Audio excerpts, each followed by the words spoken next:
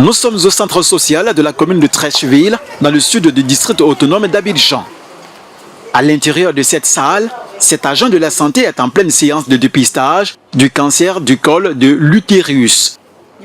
Toutes les femmes en âge de procréer, doivent faire le dépistage du cancer du col de l'utérus.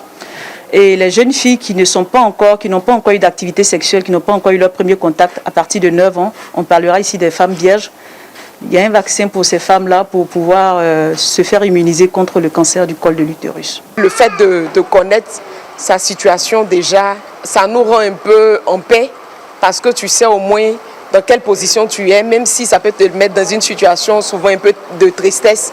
Mais en fait, le fait de nous sensibiliser nous dit que cette maladie se soigne, ça nous rassure. Des séances de dépistage gratuits pour les femmes vulnérables, initiées par l'Organisation d'aide à la santé en Afrique, OASA, dans le cadre de ses activités à l'endroit des femmes. Je pense que l'État ne sera pas sera au moins en mesure de pouvoir au moins nous aider pour accompagner ces femmes-là, pour que ces femmes-là retrouvent la santé si elles sont déclarées positives.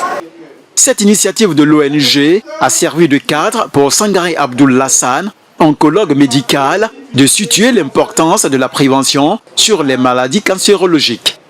Le dépistage du cancer du col de l'utérus, il permet de combattre la maladie avant même que la femme n'ait les signes. Et il faut savoir que c'est par ce dépistage-là qu'on a pu faire diminuer l'incidence, c'est-à-dire le taux de nouveaux cas de cancer en Côte d'Ivoire. Avant, c'était le premier cancer de la femme. Aujourd'hui, c'est devenu le deuxième cancer de la femme derrière le sein. En 2020, 17 300 nouveaux cas de cancer ont été diagnostiqués en Côte d'Ivoire, dont 2067 cas de cancer du col de l'utérus.